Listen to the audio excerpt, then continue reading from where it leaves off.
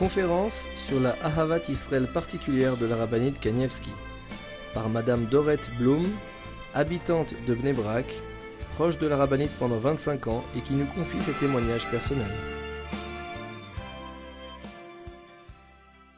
Bonsoir, j'ai eu le grand bonheur de faire la tfila pendant plus de 25 ans avec la rabbinite le matin. J'ai commencé il y a plus de 25 ans. Et les premières fois, les premières années, j'étais seule avec la rabbinite et avec une autre amie. C'est-à-dire qu'après la tfila, on avait toujours le plaisir de parler avec elle, de discuter de toutes sortes de sujets et de voir comment elle pensait et voir ses réactions dans la vie. Et je dois dire que c'était des années extraordinaires et j'avais beaucoup de plaisir.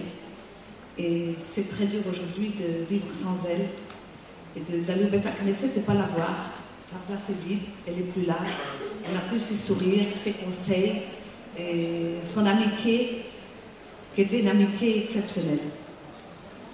Et comment vous parlez d'elle? D'abord, je suis toujours très émue quand je parle d'elle, parce qu'elle me manque beaucoup. Mais c'était quelqu'un de très exceptionnel, la Rebbitzin. C'était quelqu'un qui était très proche de nous. On pouvait lui parler de tout. Elle comprenait de chacun et chacune. Mais bien, malgré tout, elle était à une madriga très spéciale. C'est quelqu'un qui vivait sa vie d'une façon très spéciale, elle était prête, elle vivait, elle était très heureuse, malgré tous les problèmes qui l'environnaient, et je l'ai vue souvent souffrir, même physiquement, mais elle avait toujours le sourire aux lèvres, et elle ne se plaignait pas, elle n'avait pas envie de se plaindre. Pour elle, la souffrance, elle la recevait d'une façon comme quelque chose de normal, et qui va passer, et que si Hachem lui envoie, c'est qu'il y a une raison pour ça et qu'elle est toujours souriante. Je rappelle plusieurs fois qu'elle a eu des moments très durs. Et bon, c'est parce que c'est de ça que je veux vous parler. Et il y a beaucoup de choses à vous parler d'elle, évidemment. Et malheureusement, il y a beaucoup de choses que j'ai aussi oubliées. Mais d'abord, la Vatatora qu'elle avait, elle a une Vatatora qui était absolument exceptionnelle. Et comme on est juste avant Pessah, je sais qu'elle me racontait qu'elle ne voulait pas que le Rav soit dérangé. Alors, il restait à la maison et elle ne le dérangeait absolument pas. Elle restait ça, il pouvait étudier tranquillement, sans être dérangé. Alors, sa fille m'a raconté que chez ses parents, le père, je crois que c'était Rav Eliashib, lui partait de la maison les 15 jours avant Pessah. Alors, elle me disait, pour ma mère, c'est encore pire, bien plus difficile, parce que mon père est à la maison, le Rav est là, mais il ne faut rien lui demander, pas le déranger, et tout doit être organisé de façon à ce qu'il ne soit pas dérangeant dans son limoud. Je parlerai après je veux vous parler elle avait une Midata Emet aussi exceptionnelle. Quand on parle avec elle, elle cherchait toujours de chercher les Emet dans chaque chose, dans chaque situation. Elle était je vais très rapidement parce qu'on a très peu de temps. Sur chaque sujet, on pourrait parler longtemps, mais je parle très court. Elle était quelqu'un de très humble. Elle cherchait absolument pas de... Et non seulement elle était très humble et sans aucune gava, mais je me souviens aussi que plusieurs fois elle me disait les problèmes de l'homme, c'est la gava. Pour chacune. Elle disait que ça apporte beaucoup de ça. C'est ça qui met les problèmes dans la société. Et pour elle-même, elle n'attendait rien, aucun kavod, aucun respect. Elle nous considère comme ses amis. Elle nous parlait comme une amie. Et on pouvait lui parler comme une amie, elle réagissait de la même façon. Faire la tfila avec elle au Beth Knesset, c'était aussi quelque chose d'extraordinaire. Parce qu'elle nous racontait pour répondre au Kaddish, elle nous disait toujours, il faut répondre au Kaddish de tout son cœur, de toute sa force, de plein de cochotes. Évidemment, sans faire beaucoup de bruit, mais ça doit être quelque chose de très fort, la réponse du Kaddish. Et elle disait aussi que c'est une grande mitzvah de répondre Amen à toutes les brachot. Alors on a gardé comme une âge avec elle aussi le matin, une femme après l'autre faisait des brachot et on répondait Amen. Les unes sur les autres. On pouvait prendre un quart d'heure, une demi-heure quelquefois. Et quand vous n'avez pas le temps avant la tfila, c'était après la tfila. Et pour Shabbat, le vendredi matin, elle était toujours pressée. Elle disait, Erev Shabbat, il y a beaucoup à faire, alors elle se dépêchait de rentrer. Et elle nous disait que chaque mets qu'on prépare pour Shabbat, ça a la valeur de 1000 somot. C'est comme si on a jeûné 1000 fois pour chaque mets qui est préparé pour Shabbat. Le Shabbat, évidemment, Shabbat matin, quand elle rentrait à la maison, quand on sortait ensemble, elle avait une Norat en effet spéciale. Il y avait une cloucha de Shabbat sur son visage. Moi, le dernier jour que je l'ai vue, c'était à Shabbat matin, le jour où elle est décédée. Et elle est sortie du Beth Knesset et je l'ai vue. Et elle avait l'air vraiment très faible. Et elle n'avait pas l'air bien portante. Et j'ai eu de la peine, mais je l'ai attendue et j'ai parlé avec elle. Elle m'a donné des brachot, elle m'a dit, passe un très bon Shabbat, passe un très bon Shabbat. Et moi, je lui ai répondu aussi. Et je dois dire que sa bracha, elle était mitkaye, mais parce que j'ai eu moi un très bon Shabbat. Parce qu'elle est décédée vers 1h, et ma famille, mes enfants, ont défendu que je le sache. C'est-à-dire que moi, j'étais enfermée à la maison, et je l'ai pas su jusqu'à Moshe Shabbat. Alors j'ai pensé que c'était la bracha de la rabbinite, que j'ai rien su jusqu'à la fin de Shabbat. Et tout le monde le savait, tout le monde me parlait. J'ai même une petite fille qui est venue essayer de me le dire, et puis je lui ai dit, mais ne parle pas comme ça, la rabbinite, elle sera toujours en bonne santé. Et pour nous, la rabbinite, elle était, encore aujourd'hui, c'était quelqu'un qui était extrêmement jeune d'esprit, elle était très jeune, elle était pleine de jeunesse. Et on n'a jamais pris conscience de l'âge qu'elle avait. Parce qu'elle était très proche de tout le monde, et elle vivait, elle était capable, elle avait la gmichout de comprendre chacune. Oui, je viens te parler de Ahavat Abriot, parce que c'est là-dessus que je veux parler spécialement, mais je voulais quand même dire encore quelques sortes qu'elle disait toujours. Quand on lui demanderait, mais on a besoin de ça, on a besoin de ça, on a besoin de ça, elle nous disait, tu fais t'es à la chôte, je vais à la chôte tous les jours, dans un mois tu verras que ce sera un kalim, ce que tu veux. Elle nous poussait toujours à faire 2 à la chôte, je vais à la chôte. Elle nous disait aussi, le jour de notre anniversaire, de dire le 2e chapitre du Tehillim et de faire après, quand vous avez verrez le chapitre, vous comprendrez pourquoi, et quand vous avez terminé, faire une bakasha pour Hachem. Et elle disait aussi le Yartzeit des parents, le Yartzeit, c'est le jour de l'année que les parents sont décédés, elle disait que c'est une bonne chose de parler d'eux en toutes leurs bonnes actions, que leurs bonnes actions soient un souvenir et un exemple pour nous, sans donner des scouillottes. Pour l'éducation des enfants, je vais très rapide, hein, excusez-moi. Et pour l'éducation, les enfants, elle était très douce, très gentille et très compréhensible. Et elle conseillait beaucoup de raconter des histoires de tzadikim.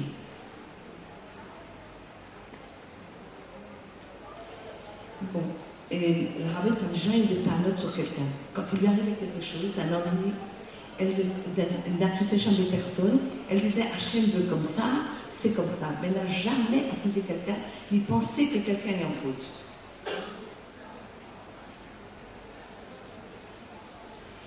Elle nous racontait aussi à la fin de la tfila des histoires chez elle à la maison, chez Ravel Yachim, de son enfance. Et je dois dire que c'était vraiment des très belles histoires. Et ça montre vraiment que c'était un niveau de vie vraiment tout à fait spécial, absolument spécial. Maintenant, je vais vous parler surtout de la Ahavat Abriot qu'elle avait, parce que tous les points que je vous parlais, c'est tout exceptionnel. Mais son Ahavat Abriot était vraiment quelque chose qui est absolument rare. Et certainement qu'elle est née avec ses parents. D'abord, j'ai entendu que sa mère elle-même était quelqu'un de très exceptionnel aussi sur ce niveau-là. Elle faisait beaucoup de chesed, il y avait beaucoup de chesed chez eux, beaucoup. Mais elle a grandi, c'est-à-dire qu'elle est née dans une ambiance déjà où le chesed c'est quelque chose d'exceptionnel et qui est normal. Et toute la vie, c'était le chesed. Mais chez elle, en plus du chesed qu'elle faisait, elle avait une Ahavat Abriot. Elle aimait chaque être. Elle aimait chaque être. Elle était prête à tout faire pour chacune. Pour chacune. Je voyais au Beth Knesset, quelquefois arriver des femmes qui étaient dérangées. C'est-à-dire qu'elles ne se conduisaient pas de façon normale. Et la rabbinite était assise. Et oui, je veux dire, en général, quand on voit la chaise, sur les photos, on montre la place de la rabbinite, où il y a une chaise à sa place. Alors, elle ne s'est jamais assise à une chaise pendant la fila. Elle est assise sur un banc. Et à côté du banc, elle invitait les femmes à s'asseoir à côté d'elle. Je crois que je ne l'ai jamais vue assise sur la chaise, mais toujours sur le banc. Et des femmes qui étaient vraiment très dérangeantes, s'asseyaient à côté d'elle et l'embrassaient, et l'empêchaient de faire la fila. C'était quelquefois des femmes qui étaient désordonnées et pas forcément qui sentaient bon. Et la rabbinite n'a jamais fait ni une grimace, elle n'a jamais dit un mot. Elle s'est laissée embrasser, ennuyée pendant la tfila. Elle n'a jamais rien dit, jamais rien dit. Elle acceptait chacune. Et si on lui demandait, c'était difficile à là comme ça. Alors elle me répondait, pour cette personne, c'est encore plus difficile d'avoir ces problèmes. Voilà. Je vais vous raconter plusieurs petites histoires, des grandes histoires sur elle. D'abord, il y a un couple qui est arrivé chez elle qui n'avait pas d'enfant depuis 11 ans. Et les parents, c'est des gens qui faisaient des traitements. Ils faisaient des traitements pour avoir des enfants depuis 11 ans. Ils en avaient marre de faire des traitements. Ils ont décidé qu'on a fait le traitement. On fait de la tefila et puis c'est tout. Seulement la famille n'était pas d'accord. La famille leur a dit non, on va continuer de faire les traitements. Bon, ils sont allés chez Raphaël Kanievski, ils ont dit qu'est-ce qu'on fait? Alors, ils ont été reçus. Raphaël Kanievski a reçu le monsieur, Madame Rebetson a reçu la femme. Et de son côté, la rabbinite, elle a donné beaucoup de korot et du rizouk. Elle lui a donné des brachot. Elle a parlé avec elle un bon petit moment. Et puis, quand le couple est prêt à partir avec tous ces korot de Hudashim, elle a arrêté, elle lui a dit, la rabbinite, attends une minute, j'ai quelque chose pour toi. Attends. Qu'est-ce qu'elle a fait, la rabbinite? Elle est montée chez sa fille, qui habitait l'étage au-dessus, et sa fille va avoir un brit le lendemain. Alors elle a dit à sa fille, dis-moi, est-ce que tu es d'accord de donner le kfater à un couple qui n'a pas d'enfant depuis 11 ans? Kfater, c'est le couple qui va amener l'enfant pour le brit milah. Et c'est une goula pour avoir des enfants.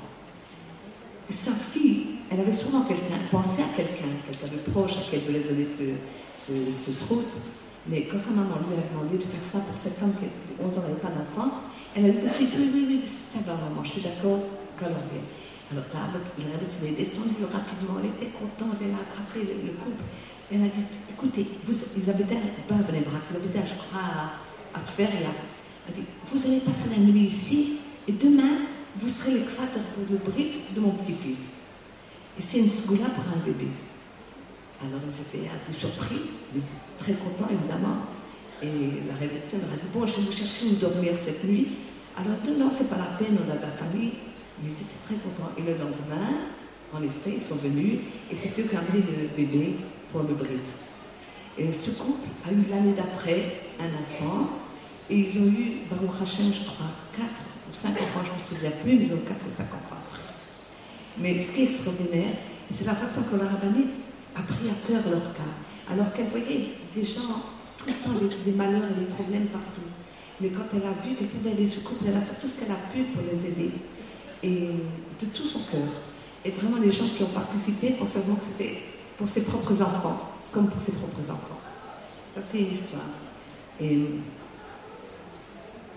un jour, il y a un couple qui habitait près de chez elle, ça sentait le brûler chez la rabbinite, dans la cour chez eux. Alors on dit, oh là là, c'était l'heure de midi, il y a quelqu'un qui fait brûler son repas. Et en effet, on a vu dans quelques après, c'est le nouveau couple là-bas, la jeune femme, son manger, tout est brûlé, c'est immangeable. Bon, tout le monde a un petit peu souri à ce nouveau couple, mais tout le monde rentre à la maison. Mais un quart d'heure après, la rabbinite, elle est sortie de chez elle, avec une casserole, elle avait fait à manger pour le couple. Et elle a rapporté à manger, elle dit, vous n'avez rien, tout est brûlé, je vous ai amené. Voilà.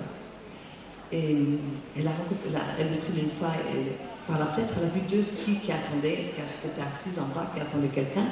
Il faisait très chaud, c'était en été. Et la rabbinite, elle a attendu, elle va encore 5 minutes, ils sont toujours là. Elle est descendue, elle leur a dit, qu'est-ce que vous faites? Donc, montez chez moi, vous allez prendre quelque chose.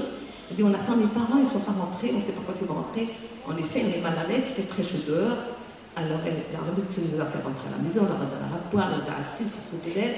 Et puis après quelques minutes, elle a rapporté un petit repas, elle a fait une omelette avec une salade. Et puis les filles ont attendu 1, 2 heures, 3 heures. Et enfin, les parents sont arrivés, ils sont descendus et ils sont rentrés.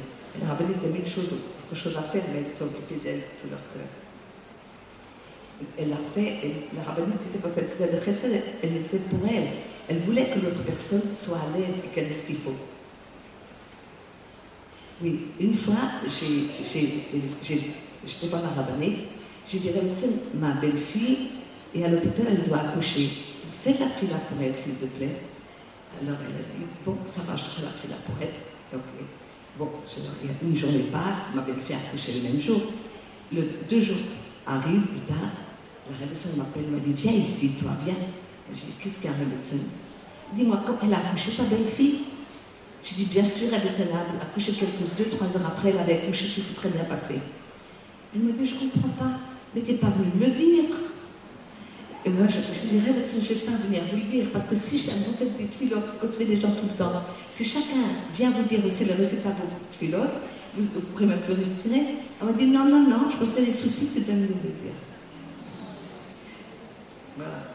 Et il y a une autre histoire aussi d'une belle fille aussi qui a accouché, à l'hôpital, ils m'ont dit que si c'était le 7-8e enfant, je ne sais plus, ils m'ont dit que si dans une demi-heure ça ne se déclenche pas, ils vont être obligés d'opérer.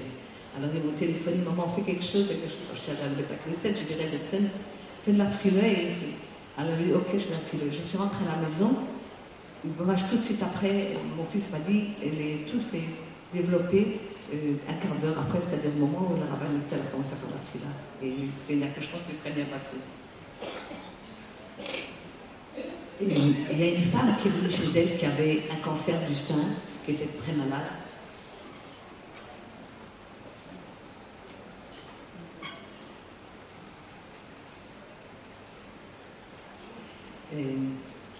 Oui, cette femme était très malade, elle a un cancer du sein, et elle est venue et pleurait en disant que les médecins ne lui donnent aucun espoir. La rabbinite lui a dit, écoute, moi je ferai la tefila pour toi, je veux vraiment que ça aide. Si tu veux guérir, moi je te donne un conseil. Sois tsnoua, change ta garde-robe, mets des choses qui sont tsnouot, et je garantis que c'est le meilleur doute que tu peux faire pour être en bonne santé. Mais moi je te promets, je fais la tefila pour toi. En effet, cette femme a changé sa garde-robe, elle est rentrée à la maison, elle a dit, moi je ne pourrais jamais m'habiller de tsnoua, je ne me suis jamais habillée de tsnoua, mais entre la mort et s'habiller de tsnoua, tu peux faire t'habiller de tsnoua, elle s'est habillée de tsnoua, et en effet, la semaine d'après, elle est venue faire des décotes à l'hôpital, elle n'avait plus rien, elle était en bonne santé, Maintenant, des histoires comme ça, j'en ai beaucoup, on n'a pas le temps de raconter, mais le fait de l'avoir la rabbinite tous les matins, j'ai entendu beaucoup d'histoires extraordinaires comme ça, où une mitzvah, que c'est le conseil du Rav et de la rabbinite, qu'une mitzvah amenait une Yeshua complète. Et il y a encore une petite histoire que je veux vous raconter, c'est extraordinaire. Il y a une jeune fille qui est venue avec sa mère, qui voulait épouser un arabe, pas religieuse. Elle s'appelait Riva. Et la rabbinite lui a dit, mais elle a parlé avec elle pendant un quart d'heure, une demi-heure. Elle lui a dit, mais tu ne seras pas heureuse. Elle lui a expliqué, tu ne veux pas avoir confiance en lui. Aussi, lui, il m'aime et moi, je l'aime. C'était impossible, elle ne voulait rien entendre. La rabbinite était très malheureuse. Elle lui dit, écoute, si je peux rien faire pour toi, viens, on va dire ensemble un petit peu de Teilim. On dit juste un peu de Teilim ensemble. Alors la rabbinite, elle a ouvert le Sefer Teilim et elle est tombée sur ce passage. Shofteni Elokim Veriva Rivi. Tout le monde, cette fille s'appelait Riva et tout le monde l'appelait Rivi.